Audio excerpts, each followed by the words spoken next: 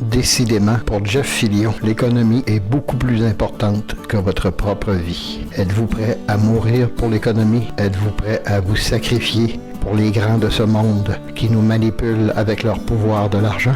On parle de relance économique. Moi, je pense que c'est le point numéro 1 en ce moment. La minute que quelqu'un fait du grabuge, il y a une balle entre les deux yeux. Et c'est bang, bang, bang, bang. Il n'y aura pas de grabuge. Faut qu'on commence à nous parler de relance économique et ça presse. Normalement, ça devrait être sauver les vies humaines et l'économie en deuxième. Avec Jeff Fillion, c'est l'économie en premier et votre vie en deuxième. Qu'en dites-vous? Mesdames et messieurs, bienvenue. Évidemment, aujourd'hui, c'est triste de plus en plus. Il y a des gens qui décèdent. Si jamais le gouvernement n'avait pas pris les mesures qu'ils ont prises, aujourd'hui, on aurait à peu près 5 000 morts et 40 000 à 100 000 hospitalisés. Merci au gouvernement Legault d'avoir pris ces mesures extraordinaires. Au moment où je vous parle, évidemment, il y a plus de morts qu'au moment où ces enregistrements-là, le système de la surveillance des radios les a capturés. Le 25 mars 2020, Jeff Fillion a fait la promotion de la mort en quelque sorte. Indirectement, évidemment. M. Fillion a dit sur les ondes qu'il fallait reprendre l'économie. C'est sûr que l'économie est préoccupante pour ceux qui ont de l'argent, ceux qui ont des placements. Alors, ces gens-là ont des craintes, puis c'est normal. Mais la vie humaine doit avoir priorité sur l'économie, sur tout montant d'argent, même que vous auriez 200 milliards dans une banque en Suisse, à côté d'une vie humaine, ça vaut rien. Ça vaut absolument rien. Et c'est ça que Jeff Fillion n'est pas capable de se rentrer dans le crâne. Êtes-vous prêts, mesdames et messieurs, aujourd'hui, à sacrifier votre vie pour l'économie? Êtes-vous prêts à mourir pour l'économie? Je parle présentement comme un gourou qui anime une célébration dans une secte. Êtes-vous prêt à donner votre vie pour Jéhovah? Êtes-vous prêt à donner votre vie pour Bouddha? Êtes-vous prêt à donner votre vie pour Jésus-Christ? Êtes-vous prêt à mourir pour votre Dieu? C'est ce qu'on dit. Mais, mesdames, messieurs, Jeff Fillion, son Dieu, c'est l'argent. Il ne croit pas en aucun Dieu. Il ne croit pas en la vie après la mort. La signe de pièce, son compte de banque, ses économies en bourse valent plus que votre propre vie. Ça n'a aucun bon sens. Tramway de trambus sur des rails rouillés. Alors, mesdames, messieurs, on écoute le premier segment qui vous permettra de comprendre. Les gens des Pays-Bas, les gens de la Suède qui ont décidé de ne pas faire ce que nous faisons actuellement et de carrément vivre avec le virus et de l'affronter. On s'entend que de se cacher, un jour ou l'autre, on devra sortir dehors et il va être là. De temps en temps, il va y arriver une bonne grippe. De temps en temps, il y a des gens un peu plus âgés avec des conditions un peu plus difficiles. Est-ce qu'il y en a qui risquent de mourir? Sans doute. C'est ce que les Suédois, entre autres, ont décidé de faire. Les Néerlandais l'ont fait également. Tant mieux. C'est quoi nos priorités aujourd'hui? J'ai été entraîné pour des missions en Afrique. J'ai animé des commandos spéciales de survie, de recherche en forêt pour trouver des victimes après des écrasements d'avions. J'étais premier répondant. Je suis allé en mission en Afrique. Les bébés me mouraient d'un bras trambus. On pouvait pas tout sauver. On a appris, nous autres, à mettre l'argent de côté puis à s'occuper des êtres humains. Comment se fait-il qu'on soit rendu là? Mettre l'argent?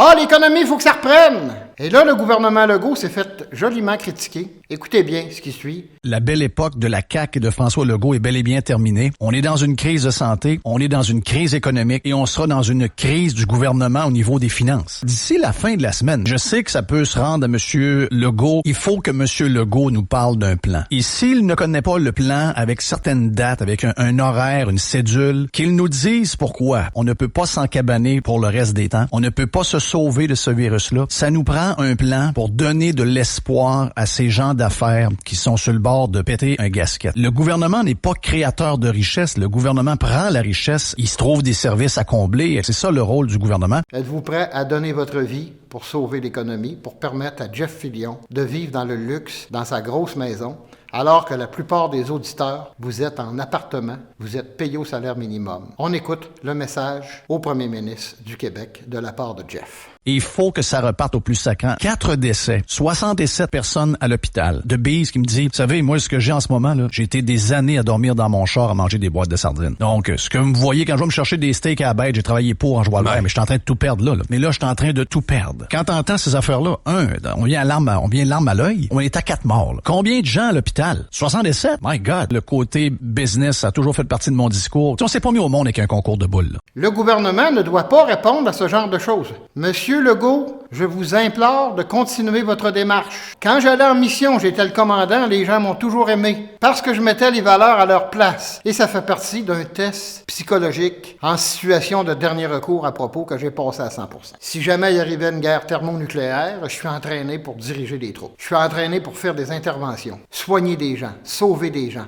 faire l'impossible pour sauver les vies humaines avant la pièce. OK, on parle de suicide. Ah, il y a eu des suicides parce que l'économie va mal. Vous parlez pas des suicides qu'il y a.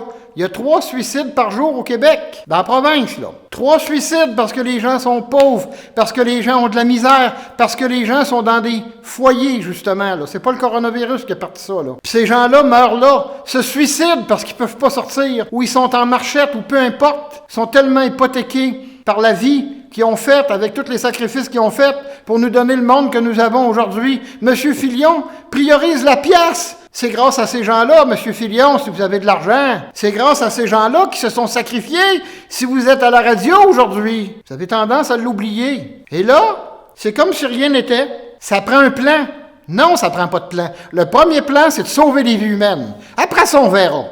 Une vie humaine est plus important que votre compte à la banque. Debise, c'est qui ça, Debise? Pour qui y a autant d'argent?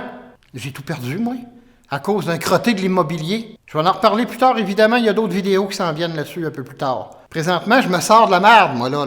J'en ai ciblé une épreuve, puis je me suicide pas. Pourtant, je suis un suicidaire, je suis un gars qui est tanné de cette vie-là, qui est prêt à mourir. Mais je suis pas prêt à mourir pour l'économie, par exemple. Debise qui va manger des steaks à la bête. Ah, que ça fait donc pitié. Il est en train de tout perdre. Si tu te suicides parce que tu perds de l'argent, tu vaux pas un trambus, tu vaux pas un tramway. On se suicide pour plus que ça. Quand on décide de quitter ce monde parce que c'est trop à l'envers, parce qu'on n'y comprend plus rien. Le gars qui vous parle, là, il est écœuré de cette vie-là, là. Il est écœuré de voir des riches. Il est écœuré d'aller voir du monde manger à la bête. Si je suis pas capable d'aller manger à la bête, vous devriez même pas avoir le droit de rentrer là. Tout le monde devrait être capable d'aller manger à la bête. Pas juste les riches. C'est ça, votre économie. Les gens meurent par votre cupidité. Ça n'a pas de sacré bon sens. Debise qui perdent toutes. Qui perdent toutes puis va recommencer.